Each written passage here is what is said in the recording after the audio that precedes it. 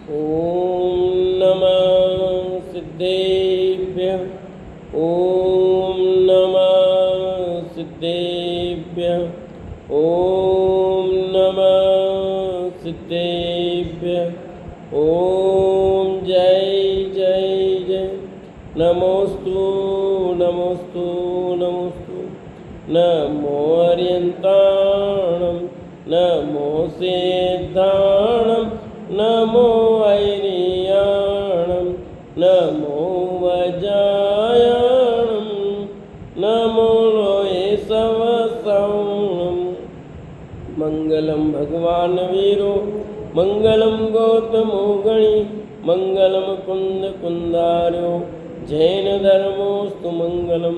सर्वमंगलम मांगल्यम सर्वकल्याणकारकम प्रदानं सर्वधर्माणां जैनं जयतु शासनं जैनं जयतु शासनं। अरिहंत देव वंदे गुरुवंदे न गणेनानव्यरायो ब्रह्मदया मे वंदे कम्मक कारणं शुद्धं। बोले जिनवाणी मात की जय। बोले सती मात की जय। सुदृष्टि तरंगिणी नाम का ग्रंथ पंडित टेकचंद जी कृत और अपनी चर्चा चल रही है। कल हमने चर्चा की थी पिता पुत्र में स्नेह किस पुण्य से होता है और गर्भ में पुण्याधिकारी अवतरित हुआ ये कैसे ज्ञात होता है। आज प्रश्न ये लेंगे हम।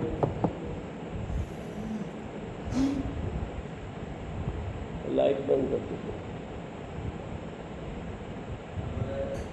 51वां प्रश्न कल हो गया था। 52 नंबर का प्रश्न लेंगे, पेज नंबर 379। मिल गया। हे गुरु, गर्भ में पुण्याधिकारी अवतरित हुआ ये कैसे ज्ञात होता है प्रश्न जोरदार। क्या उसके गर्भ में पुण्य वाला जीव पैदा हुआ है ये कैसे पता लगेगा। अपने कहावत में पूत के लक्षण पालने में दिखते हैं, वही उत्तर है, समझ लो। देखो, जिसके गर्भ में आने से माता पिता प्रसन्नचित्त रहते हैं,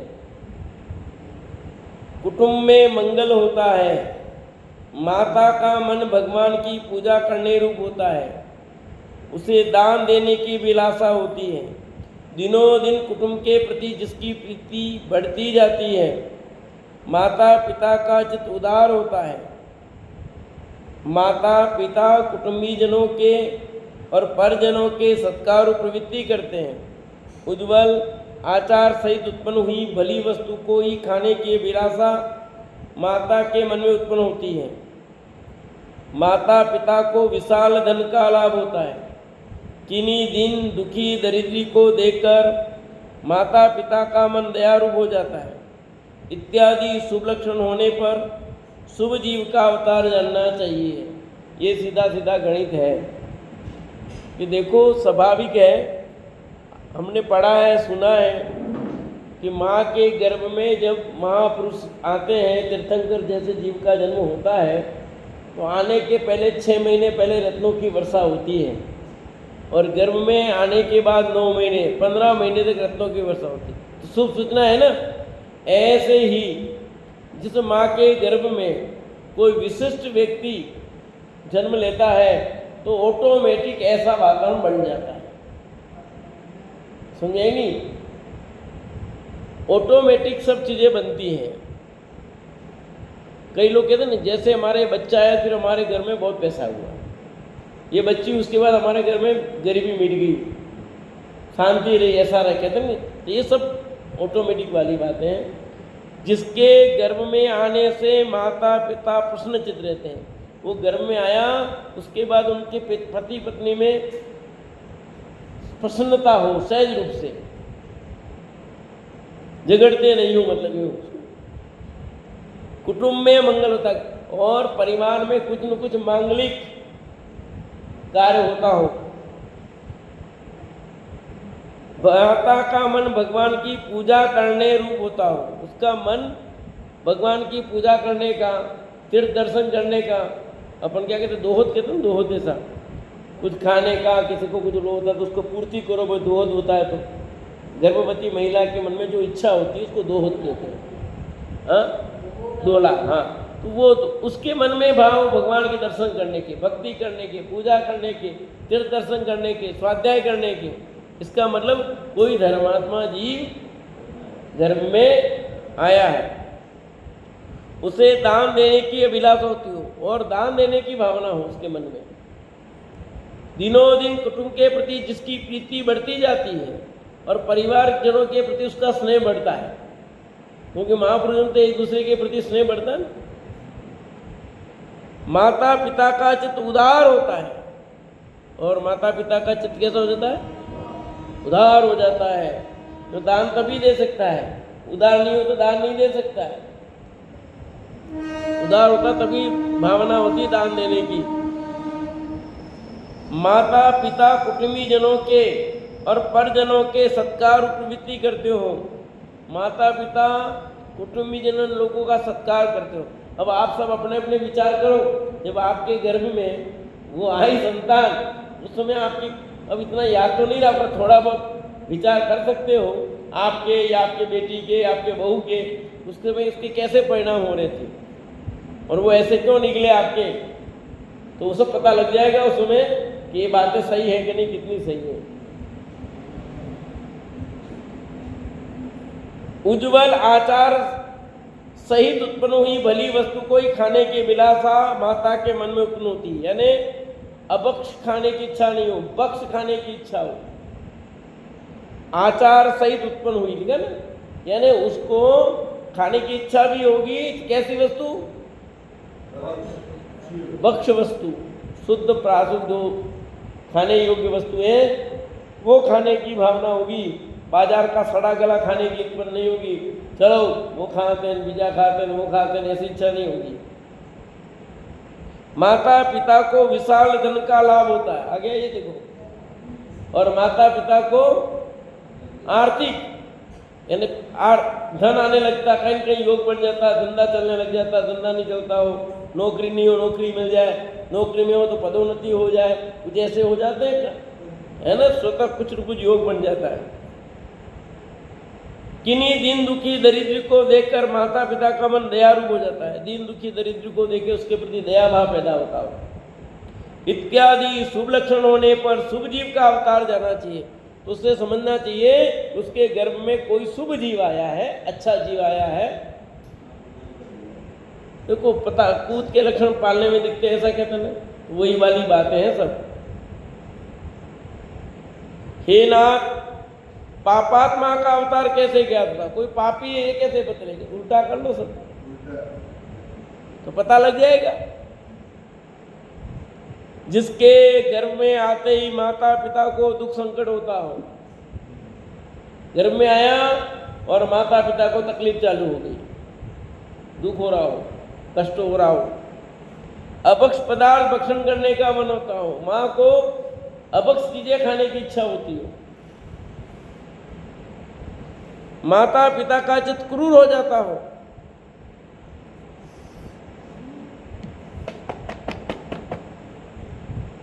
बंद कर दो लाइट थोड़ी, जय जी बटन बंद कर देना।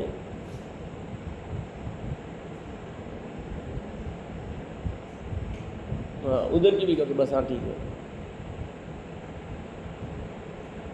माता पिता का चित्त क्रूर हो जाता है। माता पिता का चित्त कैसा हो जाता है? झगड़ा हो जाओ परिवार में, बार बार क्लेश होता हो, माता फोड़ी हो रही है, ये क्रूर पड़े का मतलब विवाद हो रहा परिवार में, चित्त उद्विग्न रहता हो, कुटुंब में क्लेश बढ़ता हो, आपस में विवाद बढ़ गया हो बहुत, माता पिता के मन में कृपणता प्रकट हो, कंजूसाई, वहां उधार आया था या कंजूस आ गया, क्रोध मान माया लोभादि कसाय की तीव्रता बढ़ती हो, क्रोध मान माया लोभ के भाव बढ़ जाते हो, माता पिता का चित्त दुराचरण में ही होता हो। माता पिता का चित्त कैसा होता है? खोटा आचरण वाला। घर धन का नाश होता है, और घर में धन का क्या होता है? नाश होता है, कमी, गरीबी आने लग जाए, तथा माता पिता की मृत्यु हो जाती है। माता की हो, पिता की हो, दोनों की भी हो जाए, जन्म के बाद हो जाए, कुछ न कुछ ऐसा योग बन जाए इत्यादि चिन्ह गर्भ में आने पर प्रकट होने से पापाचारी जीव का अवतार होता है, ऐसा ज्ञात होता है कि वो जीव पापाचारी स्वतः पता लगता है। भावनाएं बदल जाती है, अंदर के परिणाम बदल जाते हैं। इसलिए कहा जाता है कि गर्भवती महिला जब भी हो वो बराबर मंदिर जाए, स्वाध्याय करे, धर्म पाठ करे, ऐसा ताकि उसके बच्चे में वैसे संस्कार जाए। मैंने जो उपन्यास लिखा योगी उपन्यास, उसमें भी ये बात डाली, आपने पढ़ी हो तो किसी ने, और फर्स्ट पेज पर भी दिया मैंने अलग से उसको, कि गर्भ का संस्कार क्या फर्क डालते हैं। ये तो गर्भ में आया तो क्या होगा, वो तो गर्भ के संस्कार की बात भी है ना। अभिमन्यु की घटना तो सुनी ही ना, तो गर्भ में अच्छे संस्कार देने जरूरी होते हैं। वो आया जीव कहीं से आया है, बहुत खोटी गति से कैसा है, उतार पर तो आपके भी तकलीफ पड़ेगी। तो अच्छे संस्कार देने के लिए उस माँ को ऐसी तकलीफ पड़ने पर भी उसको अच्छी भावना बानी चाहिए। माता पिता सास ससुर का दायित्व होता है कि वो उसको इस टाइप की प्रेरणा दे कि तुम लेके बैठो भैया, पाठ करो, मंदिर जाओ, स्वाध्याय करो, सुनो, भजन सुनो, ये सुनो, है काम करते हो भजन लगा दो, नमोकार मंत्र लगा दो, ऐसे ही कर दो। उससे क्या उस बच्चे में अच्छे संस्कार और आपके अंदर भी शांति आएगी। ये बहुत जरूरी है सबके लिए।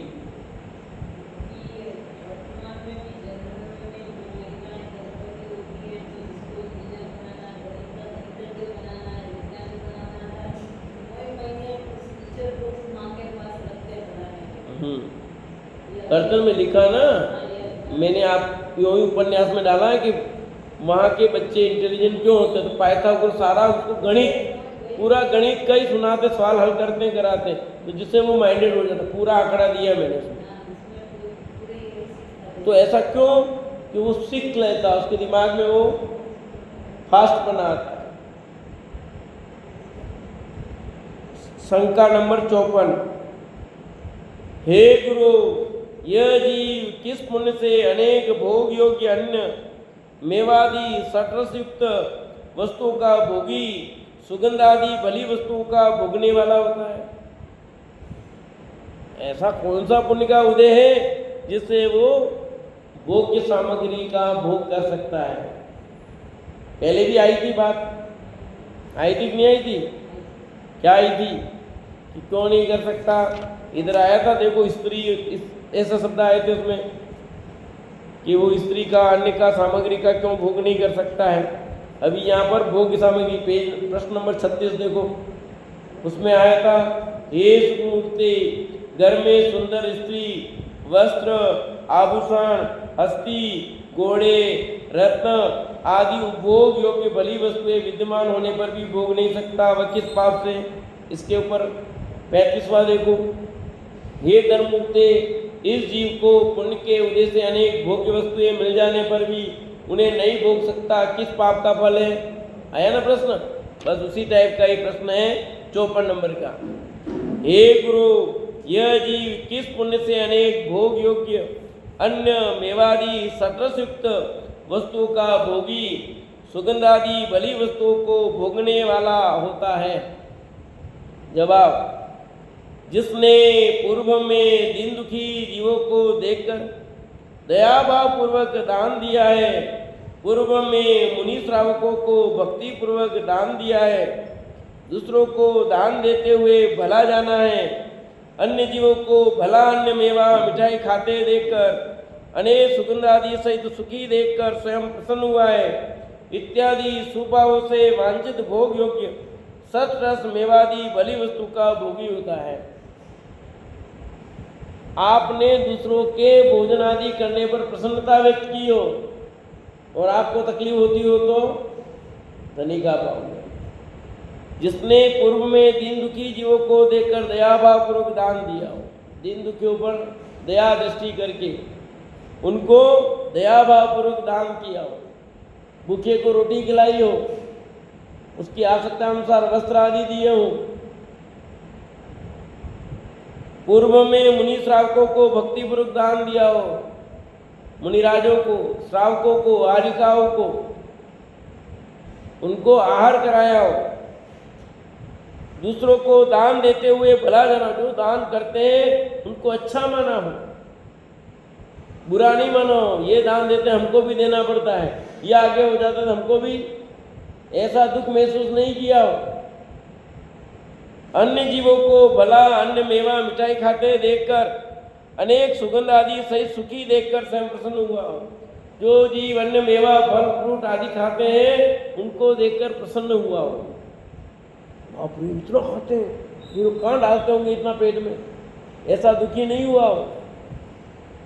सबकी अलग अलग खुराक होती है, कोई ज़्यादा खाता है, कोई कम खाता है, होता नहीं होता ऐसा।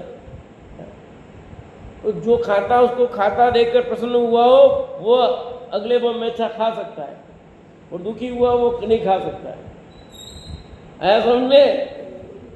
इसलिए आपको खाना हो तो दूसरे खाते उसकी प्रसन्नता अनुभव व्यक्त करो, दुखी मत हो कि इतना कैसे खा लेते हैं, गजब है यार, इतना माल उठा दिया इन्होंने तो, बेसन की 10 चक्कियाँ ही खा ली इन्होंने तो, इन्होंने 10-12 गुलाब जामुन खा लिए, कहाँ डालते होंगे। अरे उसको शरीर है ना, उसकी शक्ति है, खाने दो, प्रसन्न हो तुम। देखो ये बढ़िया, अपन नहीं खा पाते, खा तो पाता है, अच्छा भोजन कर रहा है, 5-7 रोटी खा सकता है तो बढ़िया है, तुम क्यों दुखी हो? अपन तो नहीं खाते, तुम नहीं खा पाते तो अलग बात है, जो खा पा रहा है उसके लिए क्या होना, प्रसन्न होना। अब ध्यान रखना हमेशा, इसलिए नहीं तो आप खा नहीं पाओगे। कोई खाता हो अधिक क्या, वो उसके पेट के अनुसार खाएगा, ज़्यादा क्या खाएगा। ब्राह्मण लोग बैठते हैं खाने तो कितने कितने लड्डू खा जाते थे, आज तो वो भी, अब वो ब्राह्मण नहीं रहे पहले वाले हैं, पहले खाने बैठते थे कितने लड्डू उठते थे, क्यों काकसा? अभी उठाते हैं इतने? अभी आप बैठा हो ब्राह्मण नहीं खा सकते। वो कोई अन्न मेवा मिठाई खावे, फल फ्रूट खावे, कुछ भी खावे, उनको देख करके दुखी नहीं होना, प्रसन्न होना। इत्यादि स्वभावों से वांछित भोग योग्य सटरस मेवादी बलि वस्तु का भोगी होता है। वो क्यों होता है ऐसा?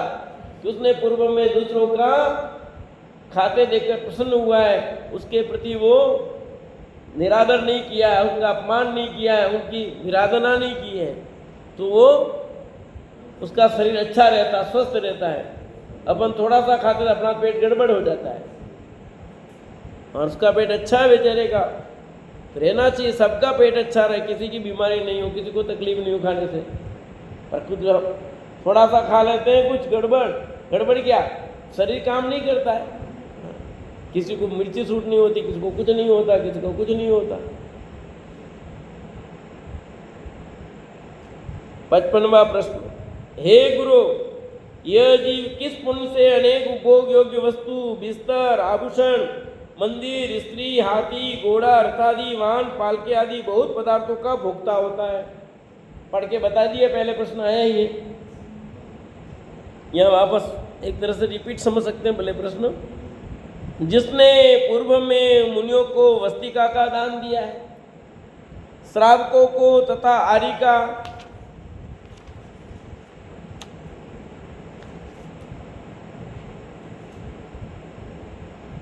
को वस्त्र दान दिए, जिन देव के लिए छत्र, चमर, सिंहासन आदि उपकरण कराकर पुण्य उपार्जित किया है, अन्य जीवों को वस्त्राभूषण पहने हुए देखकर स्वयं प्रसन्न हुआ है, जिसने सभी जीवों को समस्त प्रकार से सुख की वांछा किए, इत्यादि स्वभाव से जीव अनेक उपभोगों को भोगने वाला होता है। कौन होगा? अनेक वस्तुओं का उपभोग करने वाला कौन होगा? कि जिसने मुनिराजों को वस्तिका का दान किया। वस्तिका में समझते हो? रहने का स्थान, अपना घर नहीं। मुनिराज किसी के घर में नहीं रहते, पर जंगल में कोई ऐसा बनाया हुआ हो, छोड़ दिया गया हो, ऐसे स्थान में रह जाते हैं। ठीक है, ऐसे बने हुए कुटिया श्वेत उसमें रह सकते हैं, कोटर में है, ऐसी जगह मुनिराज रहते हैं। श्रावकों को तथा आरिकाओं को वस्त्र दान दिए हों। आर्यिका को देनी पड़ती है ना साड़ी, उनको वस्त्र दान दिया हो, श्रावकों को दिया हो।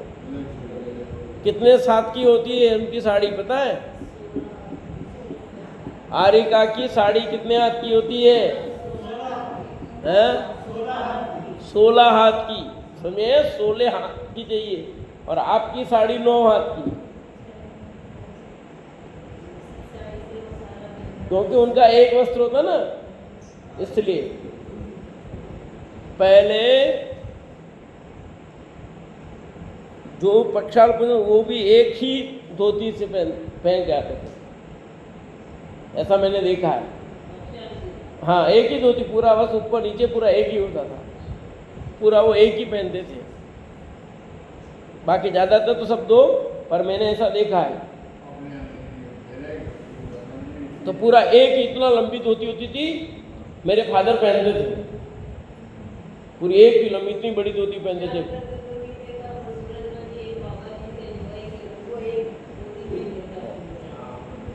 मेरे पापा जी पहनते थे।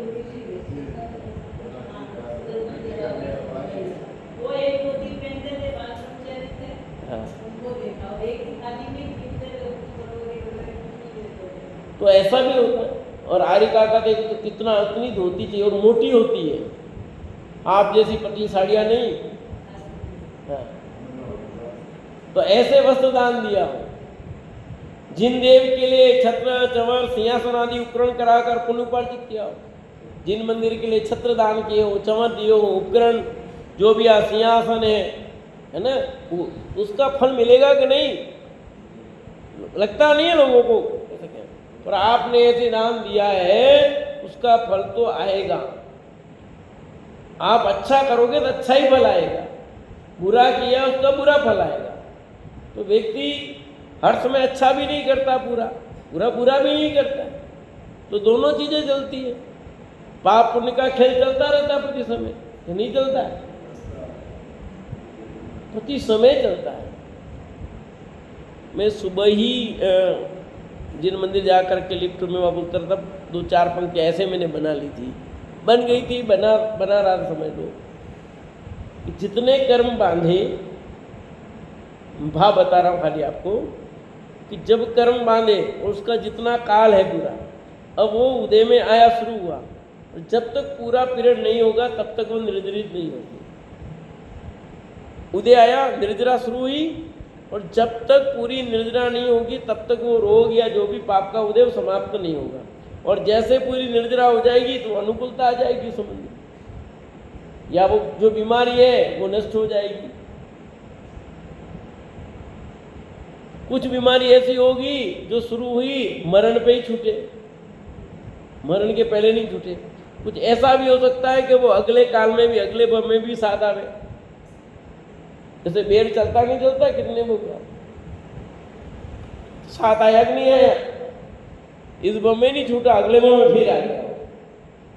तो कुछ ऐसा भी होता है। तो आपने जो कर्म बांधे उसका उदय काल स्थिति कितनी है, वो तब तक चलती रही। अभी मैं उसको ही कह रहा था, मैं बाहर बैठा था, कि हंसी ने कर्म बांधा, रोई ने भूख से लिया। तो आप ध्यान तो रहता नहीं है, और लोग सब मजाक मजाक में हंस करके ऐसे पाप बांध लेते, पता नहीं लगता है कैसे कैसे कर लेते परिणाम, और ध्यान तो रहता नहीं है। और फिर उदय में आता तब ऐसा क्यों हुआ, ऐसा क्यों हुआ। तो होना ही है भैया, होगा ही होगा, क्या करोगे उसका। अन्य जीवों को वस्त्राभूषण पहने हुए देखकर स्वयं प्रसन्न हुआ है। अन्य जीवों ने वस्त्राभूषण देखे, पहनकर प्रसन्न हुआ हो, दुखी नहीं हुआ हो, ईर्षा भाव नहीं किया उनके प्रति। इतना सोना पहना और पूरी भर गई है, अरे भरी हुई है तो तेरे को क्या है दिक्कत है, प्रसन्न हो गए हो। ऐसे सब लोगों के पास हो, ऐसी भावना बा, सब लोग अच्छे वस्त्राभूषण पहन करके, ऊपर से नीचे तक सोने से मढ़े हुए हो, तेरे क्या कह रहा है, अच्छी भावना पाने में क्या दिक्कत है, पर हम ईर्षा करते हैं। देखो नहीं कोई लूट लेगा, ऐसा लेगा। अरे क्यों तो ऐसी भावना बा, लूट लेगा, भूट लेगा। ऐसी भावना बा कि सब लोग अच्छे आभूषण पहने, अच्छे वस्त्र पहने, और अच्छे वस्त्र पहनों में अच्छे रहें, कोई गरीब ना हो, सब अमीर रहे, कोई दीन दुखी नहीं हो। दिल से ऐसी भावना होनी चाहिए, दिल से। खाली किताब में जब पाठ पढ़ रहे हैं तब पढ़ने के लिए नहीं। हाँ, भाव का ही फल मिलना है आपको भैया। हाँ, बहुत बढ़िया प्रश्न किया, बहुत अच्छा प्रश्न किया है। हम उसकी फिर अनुमोदना कर रहे हैं एक तरह से, हमको तो पाप लगेगा ना, लगेगा नहीं लगेगा? ऐसा देखो, पाप कैसा लगेगा और कैसा नहीं लगेगा वो भी समझना चाहिए। कल मेरे एक मित्र ने मुझे प्रश्न डाला कि हमने किसी को जन्म की बधाई दी और वो कुछ उसने गड़बड़ खाया तो अपने को पाप लगेगा कि नहीं लगेगा? मैंने फिर उसका जवाब उनको लिखा, वो भी साथ में, कि आप अपना जवाब दो कि भाई अपन सामान्य रूप से हैप्पी बर्थडे किया तो ठीक है, उसके खाने की किसी चीज़ पे कोई कमेंट्स नहीं किया, अनुमोदना नहीं की, अपने को कोई पाप नहीं है। वो केक काटता है और वो बख्श केक है और आपने उसकी तारीफ की है तो आपको पाप लगेगा। वो बख्श बख्शन खाता है, उसकी तारीफ की है, कुछ भी किया है, बढ़िया कहा है, तो फिर आपको पाप लगेगा। और यहाँ जो बात चल रही है वो आपको सब चीज सुखी रहे, ये भावना की बात है। तो राग संबंधी पाप तो है नहीं, ऐसा नहीं, पर यहाँ बात उसकी चल रही है, हम सब जीव अच्छे वस्त्र पहने, अच्छे रहे, सुखी रहे, प्रसन्न रहे, ये शुभ भावना है। तो शुभ भावना से शुभ भाव है तो आपको पुण्य बंध होगा, पाप बंध नहीं होगा। आपका भाव कैसा है? शुभ भाव है कि सभी जीव प्रसन्न रहे, सुखी रहे, अच्छे वस्त्र पहने, अच्छे रहे। आपके मन में दया का भाव है, अशुभ भाव नहीं है, इसलिए आपको पुण्य बंधेगा। वहां आया ख्याल में कि नहीं? यहाँ जो बात कही गई है, यदि ऐसा हो तो पंडित जी ये निषेध कर देते। वहां पर उसको अनुमोदना नहीं कर रहे हैं।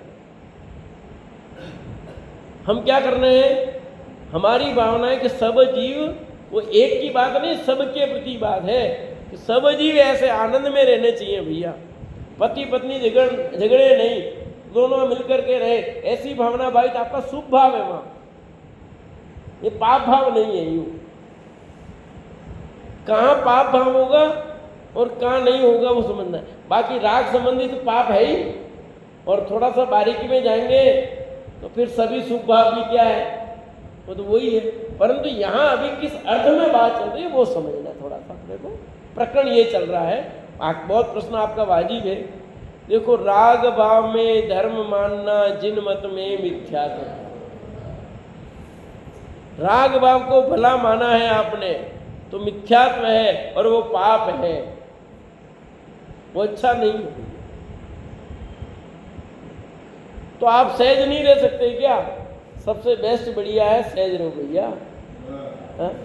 आपको किसी की निंदा भी क्यों करनी और किसी की तारीफ क्यों करनी भैया? सहज ज्ञाता दृष्टा रहो, सबसे बेस्ट उपाय तो यही है। पर आप नहीं रहा जाए तो किसी की निंदा क्यों करनी, किसी के प्रति हीन भावना क्यों भानी, किसी का द्वेष भावना क्यों भानी, किसी को धन दे करके द्वेष क्यों करना, किसी के आभूषण वस्त्र आदि देकर द्वेष भाव क्यों करना, ईर्षा भाव क्यों करना? ये बात चल रही है यहाँ पर। हम उसकी सहज रहे, अच्छा है, बढ़िया भैया। ये लोग कोई जीव ऐसे कष्ट नहीं पाए, हम प्रसन्न है भैया। भावना देखो, श्रावक है तो भाव तो होंगे ना मन में। तो आप क्या भावना भाव क्यों विमल जी? आपने शांति पाठ पढ़ा, शांति पाठ में क्या पढ़ा? फिर तो पाप लगेगा फिर आपको। वहाँ भाव सब जी सुखी रहने का भाव है ना। तो वहाँ अभी जो सुख की बात है, कौन सा सुख की बात आई वहाँ? अतीन्द्रिय सुख की क्या इंद्रियजनित सुख की?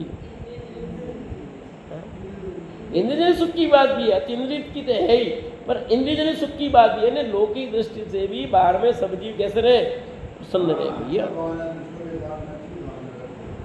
आदि व्याधि नहीं हो, है? वर्षा समय पे हुआ करे, तो वर्षा समय पे हुआ करे, अतीन्द्रिय सुख की बात है कि इंद्रियजनित सुख की बात है? वर्षा समय पे होगी और बराबर होगी तो खेती बाड़ी सही होगी, खेती बाड़ी सही होगी तो आपको अनाज मिलेगा, साग सब्जी मिलेगी, तो आप शाकाहारी बने रहोगे। ठीक है, किसान भी प्रसन्न रहेगा तो चोरी आदि नहीं होगी। कितना जुड़ा हुआ है एक एक प्रसंग में, आप समझो। जब अभाव हो जाता है, अकाल पड़ता तो चोरियां बढ़ती कि नहीं बढ़ती है? और अकाल नहीं पड़ा हो, वर्षा सब कुछ हो तो चोरियां कम होती है, ऐसा देखा जाए। तो इसीलिए तो वर्षा समय पे हुआ करे, ये भावना ऐसे थोड़ी है। यहाँ तो वो कितने जीव मरेंगे, पानी बहेगा, ऐसा होगा, मरेंगे तो पाप लगेगा कि नहीं भैया, यहाँ अब वो बात नहीं है यहाँ। ठीक है ना? तो इसलिए हर बिंदु को सोचना किस दृष्टि से कहा गया है। नहीं तो बरसात होगी, कितने जीव मरेंगे बोलो। लोग नहाने जा रहे, पिकनिक चालू हो गई सब लोगों की, क्यों विमल जी वैसा चालू होगी नहीं पिकनिक? है, आज सुबह देख रहा था बाहर गाड़ियां भर करके, बरसात आई नहीं, लोग अब जाएंगे टहलने, ध्यान रखेंगे नहीं दो चार, तो कितना ध्यान रखने की। तो हमारी भावना ये थोड़ी कि बरसात हो समय पे होगी तो सब पिकनिक जाओ, गिर जाओ, मर जाओ, ऐसी भावना थोड़ी हमारी की। हमारी तो ये भावना है कि बरसात समय पर होगी तो सब प्रसन्नता रहेगी, लोग आराम से भोजन कर पाएंगे, किसान प्रसन्न रहेगा, लोग प्रसन्न रहेंगे, अकाल नहीं पड़ेगा, तो साधना भी ढंग से होगी, सब होगा कि नहीं होगा? ये बात है। बहुत बढ़िया प्रश्न आपने किया, उसके लिए धन्यवाद आपको। इतनी बात निकल गई, नहीं निकलती नहीं, इसलिए मैं कह रहा हूँ प्रश्न पूछा करो, तो उससे क्या है, कुछ नई बात निकलती रहती है। बहुत अगला प्रश्न आया है, हे नाथ, ये जीव किस कर्म के कारण बोने शरीर का धारक होता है? ठीक ना, क्यों होता है? लो, ये प्रश्न पूछा है, ये प्रश्न है कोई है? अरे क्यों नहीं हो, ये प्रश्न नहीं है। अब लंबाई बढ़ाने के लिए क्या करना? आइडिया खाओ, खेलो, ऐसे करो, ताड़ासन करो, वो करो, 50 उपाय बनाते हैं, पर किसी के नहीं होता है। कितना ही उपाय कर देते हैं, कितनी दवाई खा देते हैं, लंबाई बढ़ने की नहीं बढ़ती है, और किसी की बढ़ जाती है। होता कि नहीं होता ऐसा? आता ना आइडिया, हाँ भाई आइडिया खा लो, बढ़ जाता है, पर किसी के बढ़ती है, किसी के कितनी भी खिला दो नहीं बढ़ती है। क्यों नहीं बढ़ी? तो इसलिए यहाँ जवाब दे दिया है, हे नाथ, यह जीव किस कर्म कारण बोने शरीर का धारक होता है? ठीक ना, क्यों होता है? जिसने पूर्व में अन्य को छोटे शरीर का धारक देकर उनकी हंसी निंदा की है। देख लो, जो छोटे थे, ठीकने थे, उनकी हंसी उड़ाई, ये बावनिया ऐसा कहा है जिसने, तो उसका फल मिलेगा भैया। इसलिए अभी ध्यान रखना, जो कह दिया वो गया। अब आगे का ध्यान रखना कि किसी छोटे ठीकने की हंसी नहीं उड़ानी, मजाक नहीं उड़ानी भैया। लोग उड़ाते ना बहुत, ये तो ठीकना है, इसकी कौन शादी करेगा, कौन पूछेगा, कौन क्या करेगा, आदि आदि कितनी। अरे आप समझ नहीं रहे हो आप क्या कर रहे हो।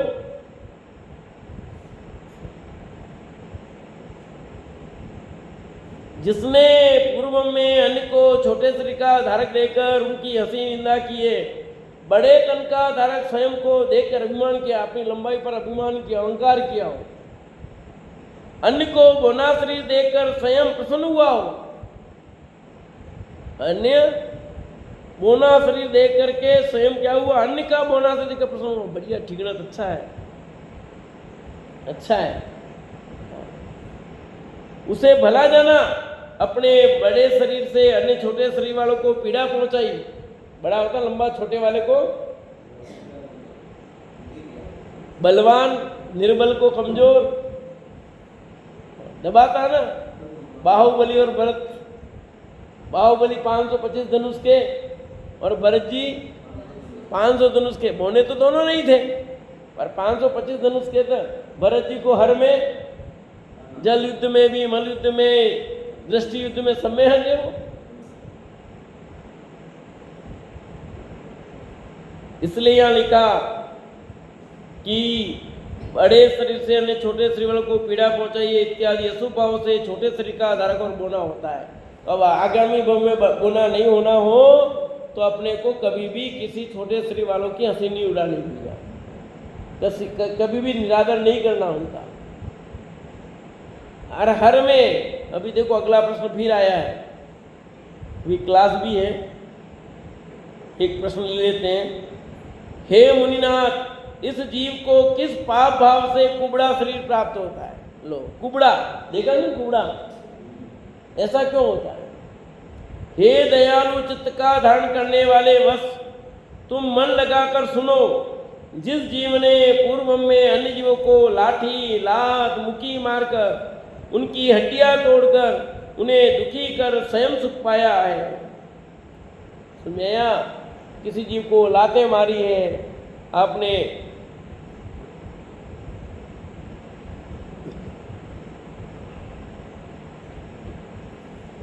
लाठी मारी है, मुक्की मारी है, हड्डियां तोड़ दी है, उनको दुखी देखकर तुम सुखी हुए, प्रसन्न हुए हो। अन्य के शरीर को गांठ, गठीला, रोग सहित देखकर स्वयं सुखी हुआ। किसी के गांठें निकल गई और आप प्रसन्न होते हो, कईयों के गांठें हो जाती बड़ी बड़ी। अन्य के शरीर को आका बाका क्रूप देकर उसकी हंसी की हो। आका बाका टेढ़ा हो बेचारा, हंसी उड़ाते ना। किसी के आंख में बेचारे गड़बड़ हो, किसी के पैर में गड़बड़ी हो, किसी के हाथ में गड़बड़ी हो, हाथ में हो तो देख ठोटला, ऐसे कहते हैं लोग। तो आप क्या है, आपने उसका अपमान किया, आपके पैर हाथ में ऐसे नुकसान हो जाएगा भैया। नहीं कहना किसी को ठोटला, किसको खोदा, किसी को बेरा, किसको गूंगा। अपन निकल जाते हैं अपने शब्द से, मुख से निकलते हैं। तो अब ध्यान रखना, पहले जो हो गया वो तो हो गया, बाप जो बनना था बन गया, पर अब सुन लिया है, अब ध्यान रखना कि ऐसे शब्द हमारे मुख से नहीं निकले, ऐसी भावना ना बाएं, ताकि हमारी ऐसी किसी प्रकार की बुरी दशा नहीं हो। अपनी अच्छी दशा चाहिए तो अच्छा करो भैया। अन्य के शरीर को आका बाका क्रूप देकर उसकी हंसी की है, अपने अच्छे तन की अत्यधिक गर्व कर दूसरों को चिढ़ाया है, इत्यादि अशुभ भाव से कुबड़ा शरीर होता है। अब कुबड़ा सुबड़ा नहीं बनना हो, आगे कुछ गड़बड़ शरीर नहीं चाहिए हो, तो बहुत सावधान हो। सचमुच तो हमें शरीर का अभाव करना है, शरीर नहीं चाहिए भैया। कुबड़ा नहीं बनना ही नहीं, हमें तो शरीर का अभाव करना है। क्या करना है? तो शरीर का अभाव करने के लिए आपको समता भाव धारण करना पड़ेगा, और साम्य भाव होगा तभी आप वितरागी संत बन करके अनंत सिद्ध परमात्मा बन सकते हैं, वरना नहीं बन सकते। तो अपने जीवन में भावना भाए, प्रभु मैं किसी के प्रति भी किसी प्रकार की दुर्भावना न भाऊं, मेरे मन में विचार नहीं आए, किसी के प्रति खोटे शब्द न निकले, किसी के प्रति बुरे शब्द न निकले, मुझे सपने में भी किसी के प्रति बुरे भाव ना आए, मैं सबके प्रति यदि कदाचित भाव आवे तो अच्छे आए, और मेरे मन में साम्य भाव रहो। प्रभु मैं आप जैसा बनना चाहता हूँ, मैं तो शरीर का अभाव करना चाहता हूँ, सिद्ध बनना चाहता हूँ। वह शुभ घड़ी कब आए जब मैं सिद्ध बनकर आपके साथ बैठूं, ऐसी सभी भावना भाए।